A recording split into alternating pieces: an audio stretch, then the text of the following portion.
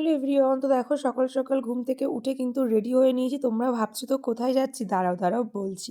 এই ভিডিওটা জানুয়ারি মাসের 10 তারিখে যাচ্ছিলাম হচ্ছে বর্ধমান। আমার দিদির বেবি শাওয়ার ছিল, তো ওর তো ছুটি নেই, ওই কারণে কিন্তু ও যেতে পারিনি। ও আমাকে স্টেশন থেকে ট্রেনে তুলে দিয়েছিল, আর আমার সঙ্গে শ্রীরামপুর থেকে আরেকটা মাসি অ্যাড হয়ে গেছিলো। অনেকটাই সকাল, আমি হাওড়া থেকে ট্রেন ধরেছিলাম 8টার। এই যে হচ্ছে দিদির এই যে 7 মাসের বেবি শাওয়ার ছিল, তো সেই কারণেই আমরা সবাই কিন্তু চলে গেছিলাম।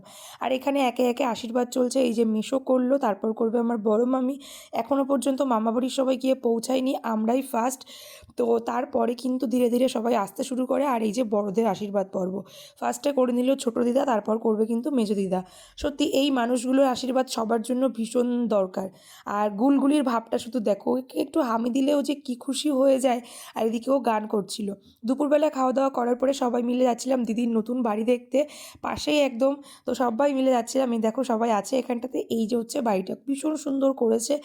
আর সবটা ভিডিও করতে পারিনি, কারণ সবাই মিলে গিয়েছিলাম, তো সব জায়গাতে ভিডিওটা ঠিক আমার ভালোও লাগে না।